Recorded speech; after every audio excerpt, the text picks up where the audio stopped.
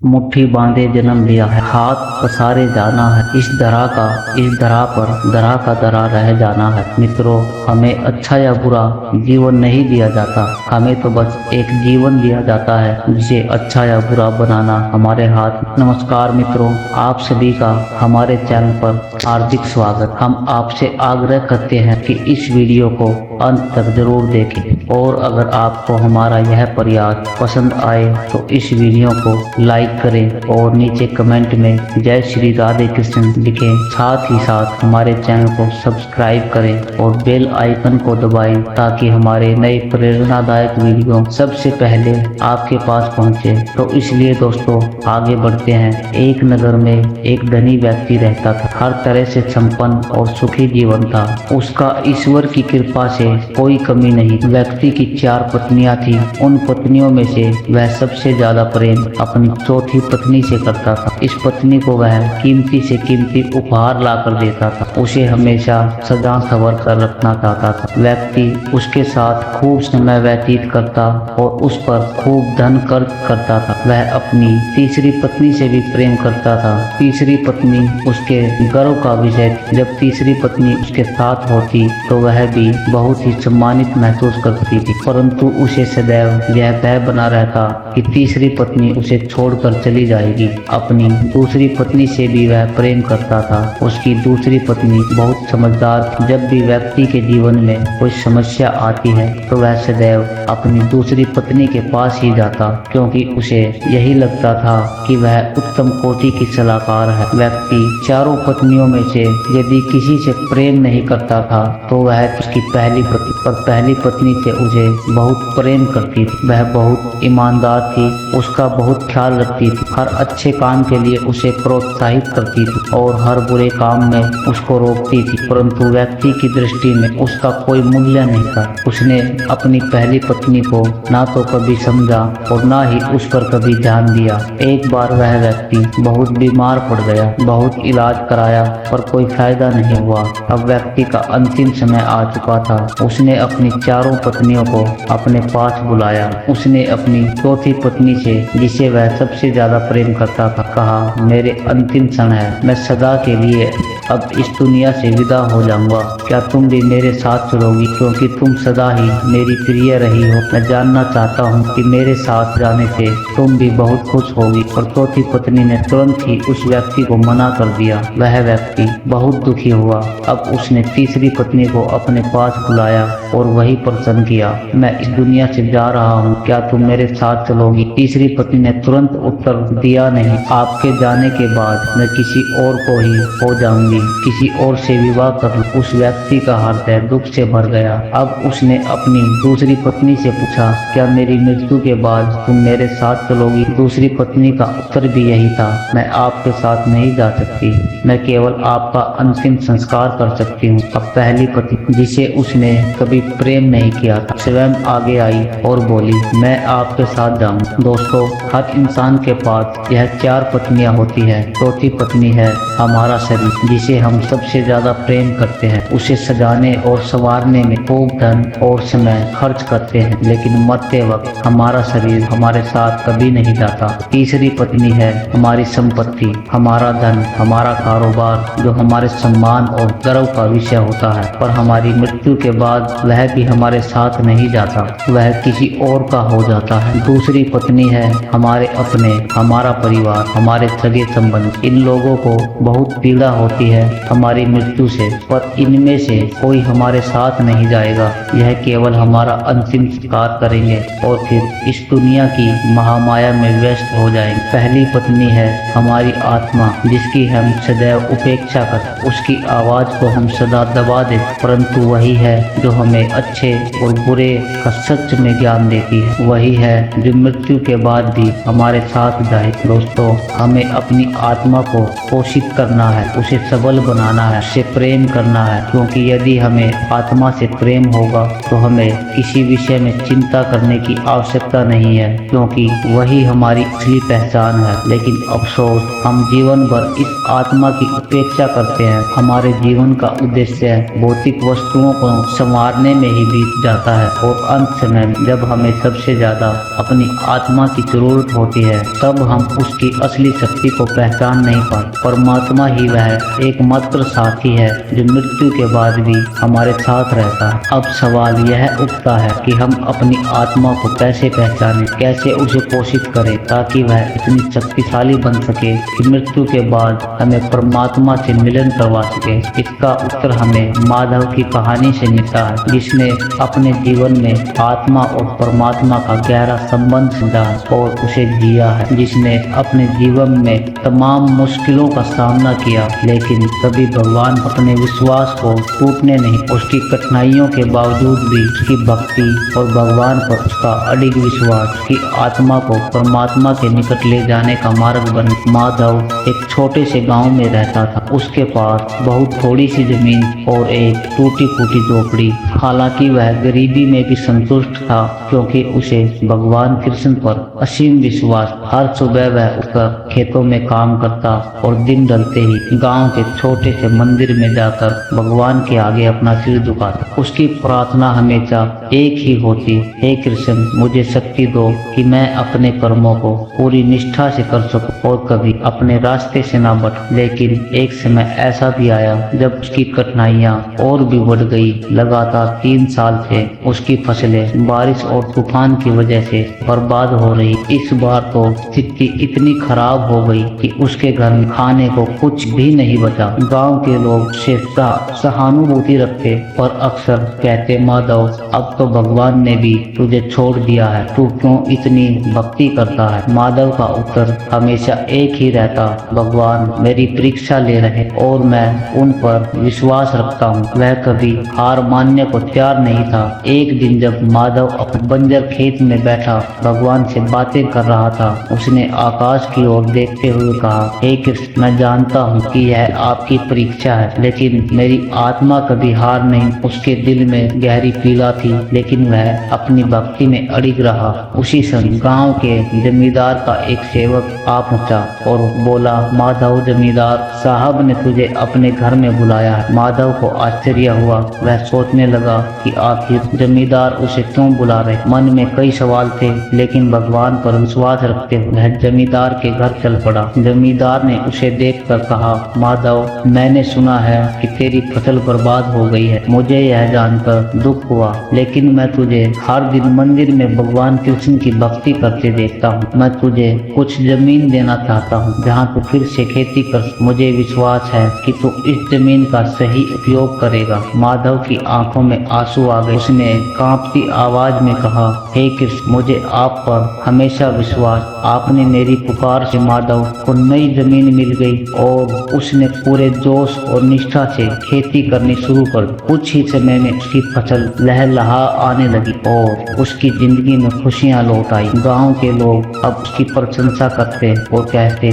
माधव, तेरी भक्ति और मेहनत ने तुझे फल दिया। समय बीतता गया, माधव बूढ़ा हो गया, लेकिन उसकी भक्ति और भगवान पर उसका विश्वास कभी कमजोर नहीं। एक दिन जब वह अपने अंतिम समय में उसके शरीर में जीवन की अंतिम सांसें बची थी, उसने एक बार फिर मंदिर में जाकर भगवान के चरणों में अपना सिर झुकाया और मन ही कहा, हे कृष्ण, मैंने हमेशा आपको अपना सहारा माना है। अब जब मेरा समय पूरा हो चुका है, मुझे अपनी गोद में स्थान दी। तभी एक चमत्कार हुआ। माधव ने अपनी धुंधली आंखों से भगवान कृष्ण के दर्शन किए। भगवान मुस्कुराते हुए उसके सामने खड़े थे। उन्होंने कहा, माधव, तूने हमेशा मुझ पर विश्वास रखा और अपने कर्म को निष्ठा से किया। तेरी आत्मा अब इस शरीर के बंधन से मुक्त होने के लिए तैयार। माधव ने भगवान के चरण अपना सिर झुका लिया। उसकी आंखें धीरे धीरे बंद हो गई और उसकी आत्मा ने परमात्मा से मिलन कर लिया। माधव को मोक्ष की प्राप्ति। उसके चेहरे पर एक असीम शांति और संतुष्टि की झलक। गांव में उसकी भक्ति और निष्ठा की कहानी हमेशा के जीवित हो गई। लोग कहते, माधव ने हमें सिखाया कि चाहे जीवन में कितनी भी कठिनाइयां आए, अगर हम अपने कर्मों को ईमानदारी और निष्ठा से करते हैं और भगवान पर अड़िग विश्वास रख तो हमारी आत्मा परमात्मा से मिलन करती है। इस कहानी का संदेश यही है कि सच्ची भक्ति और निष्काम कर्म ही आत्मा को मोक्ष की ओर ले जाते हैं। चाहे कैसी भी परिस्थितियां हो, जो भगवान पर विश्वास रखता है उसकी राह हमेशा स्वर्ग की ओर जाती है। तो भागवत गीता में भगवान श्री कृष्ण ने अर्जुन को युद्ध भूमि में कर्म और धर्म का महत्व समझाते हुए जीवन के गहन सत्य प्रकट श्री कृष्ण ने आत्मा की शाश्वत और परमात्मा से उसके संबंध का महत्व स्पष्ट किया, जो सभी के जीवन में एक अनमोल मार्गदर्शन। गीता में श्री कृष्ण कहते हैं, आत्मा अजर अमर है, इसका कोई जन्म नहीं और कोई मृत्यु नहीं। सत्य मानव जीवन पर गहराई से प्रभाव डालता है, क्योंकि यह समझता है कि हमारा भौतिक शरीर केवल एक माध्यम है जिसमें आत्मा निवास कर। जब शरीर समाप्त हो जाता है, आत्मा फिर से अमर रहे और अपनी यात्रा को जारी रखे। इसका अंतिम लक्ष्य है परमात्मा से मिलना। भगवान श्री कृष्ण ने भगवत गीता में अर्जुन को समझाते हुए कहा कि जैसे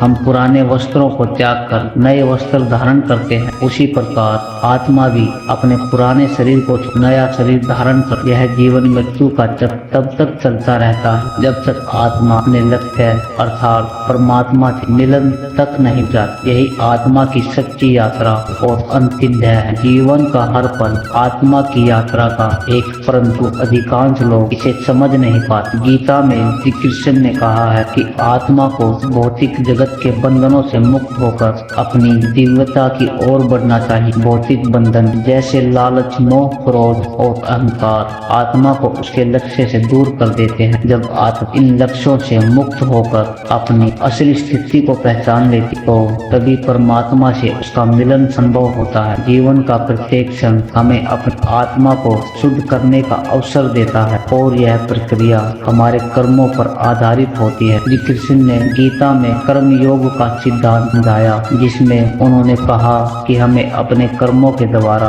आत्मा को मुक्ति की ओर ले जाना चाहिए। हमारे कर्म निष्काम होने चाहिए, यानी बिना फल की चिंता किए जाने चाहिए। इस प्रकार के कर्म आत्मा को शुद्ध करते हैं और परमात्मा के करीब लाते हैं। गीता में श्री कृष्ण का संदेश व्यक्ति को केवल अपने कर्म करने का अधिकार, लेकिन उसके फल की इच्छा नहीं करनी चाहिए। सिद्धांत आत्मा को उसकी यात्रा के अगले चरण की ओर अग्रसर करता है। हमें जीवन में हर परिस्थिति में कार्य करते रहना चाहिए, लेकिन फल की आकांक्षा से मुक्त रहना। यही निष्काम कर्म आत्मा को मोक्ष की ओर ले जाते हैं। मोक्ष उस अवस्था का नाम है जब आत्मा परमात्मा से मिलन करती है। इस मिलन में कई भौतिक या मानसिक बंधन नहीं, यह एक शुद्धता है जहां आत्मा को पूर्ण शांति और आनंद प्राप्ति होती। जब हम अपने सभी कर्मों को भगवान के प्रति समर्पित कर देते हैं, तब हमें मोक्ष की प्राप्ति हो। श्री कृष्ण ने गीता में भक्ति को आत्मा और परमात्मा के बीच का पुल बता। भक्ति का अर्थ केवल पूजा अर्चना तक सीमित नहीं, बल्कि यह वह अवस्था है जिसमें आत्मा परमात्मा में लीन हो जाती। जब हम सच्चे मन से भगवान की भक्ति करते हैं तो हमारी आत्मा धीरे धीरे शुद्ध होती और भगवान के प्रति प्रेम और समर्पण की भावना जागृत होती है। श्री कृष्ण ने अर्जुन को यह सिखाया कि जब हम अपने अहंकार, लोभ और मोह को त्याग कर भगवान के चरणों में समर्पित हो जाते हैं, तभी हमें परम शांति प्राप्त होती है। भक्ति आत्मा को परमात्मा के निकट ले जाने का मार्ग, और जब हम संपूर्ण भक्ति में लीन हो जाते हैं, आत्मा को मोक्ष प्राप्त होता है और परमात्मा से उसका मिलन होता है। माया जो संसार की सभी भौतिक वस्तुओं और सुखों का प्रतीक है, आत्मा को उसके असली उद्देश्य से भटका देती। श्री कृष्ण ने गीता में माया को आत्मा की सबसे बड़ी बाधा के रूप में बताया है। इसका प्रभाव इतना गहरा होता है, आत्मा अपनी सच्ची पहचान को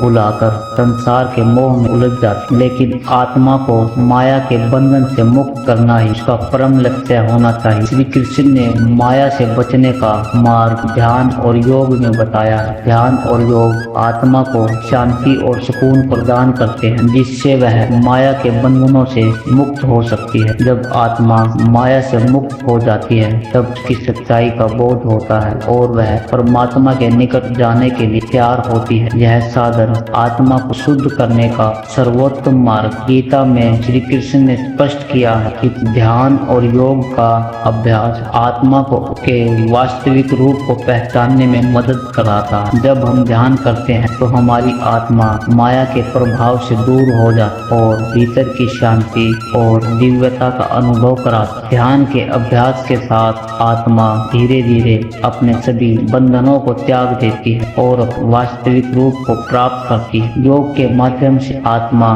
परमात्मा के साथ एकाकार हो जाती है। वह स्थिति होती है जहाँ आत्मा और परमात्मा के बीच कोई भेद नहीं रहता, दोनों एक हो जाते हैं। आत्मा और परमात्मा का यह मिलन ही जीवन का सर्वोच्च उद्देश्य है। जब यह मिलन होता है तो आत्मा सर्वोच्च आनंद और शांति का अनुभव करती है, जहाँ सभी भौतिक बंधनों से मुक्ति मिल जाती है। श्री कृष्ण ने गीता में बताया है कि यह मिलन केवल उन्हीं को प्राप्त होता है जो सच्चे अर्थों में भगवान की प्राप्ति, भगवान के प्रति समर्पित होते हैं और जिन्होंने कर्म, भक्ति और ज्ञान के मार्ग पर पूरी निष्ठा से चलने का प्रयास किया है। यह परम शांति और आनंद सिर्फ उन्हें ही प्राप्त होता है जो अपने सारे विकारों को त्याग कर भगवान में पूर्ण समर्पित होते हैं। जब आत्मा माया के बंधनों से मुक्त होकर भगवान में एक हो जाती है, तभी जीवन का वास्तविक अर्थ समझ में आता है। यही मोक्ष की अवस्था है जहां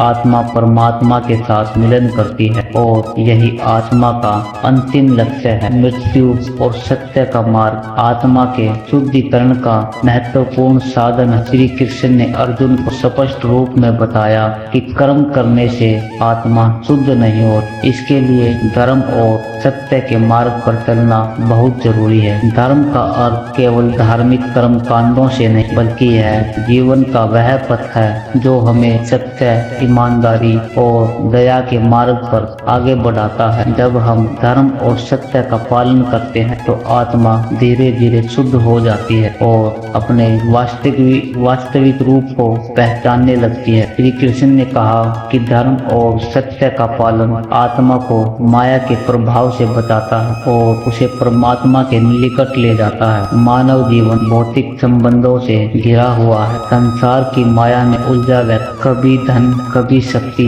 और कभी प्रतिष्ठा की तलाश में भटकता रहता है, लेकिन श्री कृष्ण ने सिखाया है कि इन भौतिक बंधनों से मुक्त होकर ही आत्मा परमात्मा की ओर बढ़ सकती। आत्मा की मुक्ति का अर्थ है इस संसार के सभी मोह, माया और अहंकार से समय को दूर रखना। जब व्यक्ति अपने सारे बंधनों को त्याग कर केवल परमात्मा की प्राप्ति, परमात्मा के प्रति समर्पित हो जाता है, तभी वह आत्मा के अंतिम उद्देश्य की ओर बढ़ता है जो परमात्मा से मिलन और मोक्ष। श्री कृष्ण ने गीता में यह स्पष्ट किया है कि मोक्ष केवल उन्हीं को प्राप्त होता है जिन्होंने अपना जीवन भगवान की भक्ति और धर्म के मार्ग पर समर्पित किया है। प्रेम और करुणा आत्मा को शुद्ध करने के सबसे सरल और प्रभावी साधन। श्री कृष्ण ने प्रेम और करुणा का महत्व समझाया कि यह बताते हुए कि जो व्यक्ति इन दोनों का अनुसरण करता उसकी आत्मा धीरे धीरे माया के बंधनों से मुक्त होकर परमात्मा की ओर बढ़ने लगती है। प्रेम केवल अपने जीवन और मित्रों तक सीमित नहीं होना चाहिए बल्कि यह पूरी सृष्टि के प्रति होना चाहिए। जब हम सभी प्राणियों में भगवान का अंश देखते हैं और उनके प्रति प्रेम और करुणा का भाव रखते हैं तो हमारी आत्मा शुद्ध होने लगती है। करुणा के बदले प्रेम अधूरा है और करुणा के बदले प्रेम आत्मा को परमात्मा के निकट ले जाता है। भगवान श्री कृष्ण का सबसे महत्वपूर्ण संदेश यह है कि आत्मा का अंतिम लक्ष्य परमात्मा के साथ एकाकार होना है।